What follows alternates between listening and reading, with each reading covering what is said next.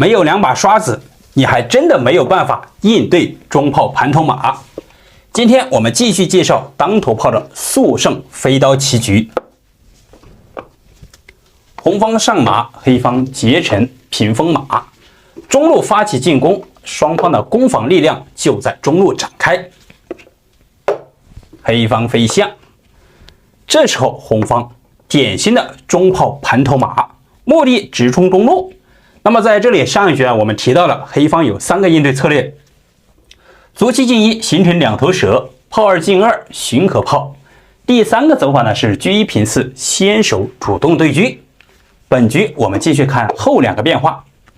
进炮寻合，防止红方冲中兵，同时也掩护上马。咱们平炮目的是亮车，黑方抢先上马，这里既有跟我们交换子力，同时也有马4进6，将来这里既可踩马，同时也咬着炮，稍微不注意的话，直接破坏阵型。出车先手抓炮，那这里逼迫黑方开始对子，红方上马吃掉。接下来劫城寻合弹子炮，那看起来很不错还拦住车，但是咱们一招见缝插针，冲兵的话威胁小卒，小卒不保，2个炮了，阵型将来也不稳固。退炮防守，敌退我进，冲卒吃掉，中炮发出。接下来黑方平炮，目的也是为解放车，将来出车，咱们加强中防。好了，走到这里，接下来你会怎么走呢？黑方出车，红方面临着如何进攻呢？进车，这里是埋藏杀棋，黑方不理会，冲卒吃掉。那现在红方还不能上马吃掉这个卒，因为你这里是没有平车砍向这样的一个杀棋先手。我们稍作演变，比如说你上马一吃的话，他进车给你吃掉，感觉我上马引诱车吃，露出中炮，下一步棋可平车砍中象，你不敢飞我这里重炮杀棋，但是他有一招平车挡枪，形成一个阻断。那下面的话，你平车吃马，他退车吃炮，将来一番操作交换完毕之后呢，他还多2个炮。如此的话，红方是没有杀棋，而且必要的话，黑方还可弃车砍炮。所以说在这里红方还得要从长计议了。我们返回来看看今天的精妙棋局走法，大家也不妨来借鉴一下，换作是你的话，如何妙手入局呢？选择另辟蹊径，依然是上马腾挪中路。那现在2个当头炮简直是威胁太厉害了，冲卒一招2用，既引诱跟你换炮，同时也是想要吃马。红方大刀阔斧，先手吃象。那现在黑方也没有办法，既不敢飞象吃，同时也不能不理会双炮给车撞威，进车砍士，直冲底线，也没有办法，平炮打掉，红方上马吃掉。这时候飞象吃车，跳马挂角，依然杀棋。进炮封锁，借卒生根，同时也是为出将逃生留出一条要道，但是这里已然是形成了杀棋。咱们直接3步上手，跳马将军的话仅此一步出来，平炮弃车。那这里将军的话，首先说明他是不敢成事的，只能把炮走开，进炮打掉车。好了，一招车马炮立体式进攻，形成一个8角马的杀法。大家觉得这个妙手凶不凶狠呢？回到局面，我们继续看黑方的第3个策略，直接跟红方对车。那咱们以静制动，静待机会。黑方眼看红方不主动对车的话，选择上马，此时红方冲兵。那现在的话，他还来不及踩卒兵，因为这样的话进车一吃，将来直冲中路，只好先手换掉马，后手进卒吃掉兵，咱们进炮打掉中卒。这里打完之后，快速冲兵，火通马路，同时也有暗藏近炮，拔掉你的当头炮。咱们继续加强中防，黑方近炮，眼中钉，肉中刺，势必想拔掉。先手对调车，平将吃掉，也是仅此一步，因为有当头炮坐镇。那么这里红方就抓住了他的机会，先手交换掉。那么在这里一旦交换完毕之后呢，相信高手朋友一眼就能够决定双方的优劣阵势。我们来分析一下，当前红方的子力非常的通透，而且上马比较迅速。黑方最大的缺陷在哪里呢？第一个是底线比较空虚，将位不安。第二，车在背处，再杀出来的话需要一定的功夫。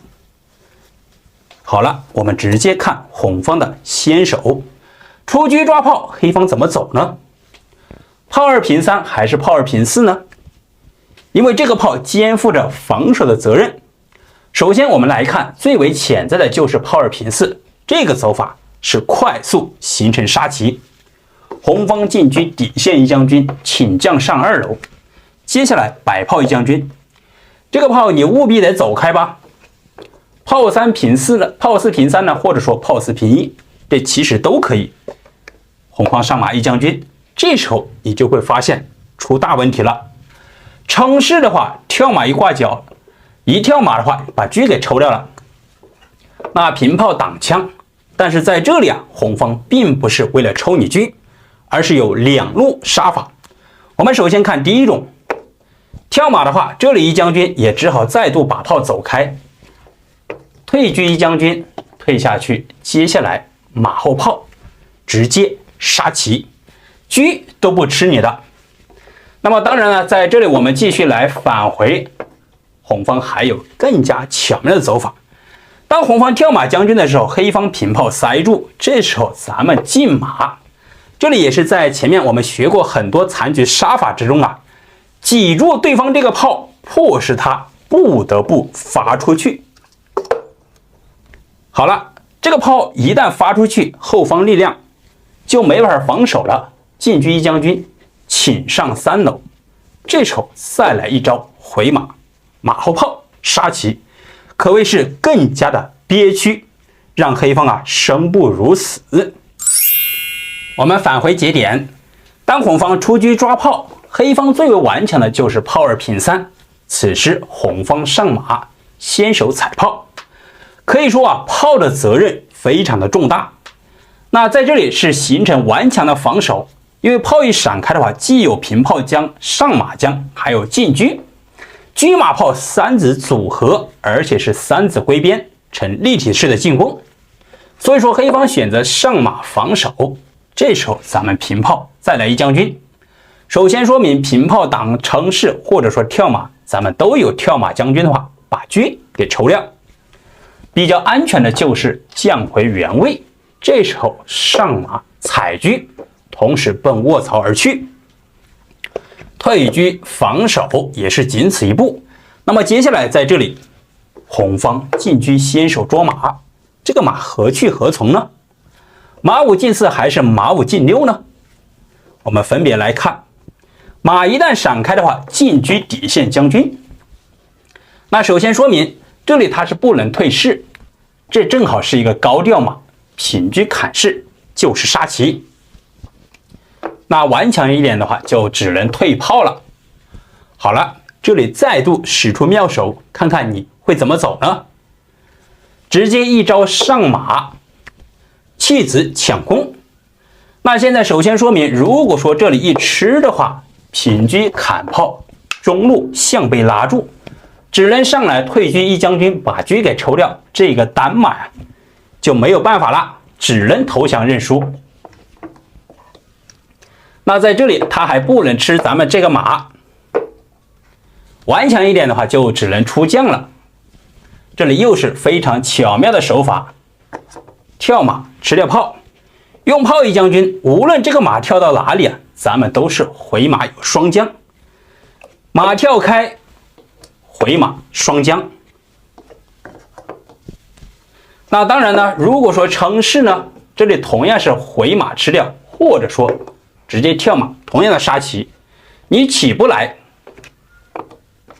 所以说这里无论他是怎么走啊，当然他也有进去，同样是双将的杀棋手段。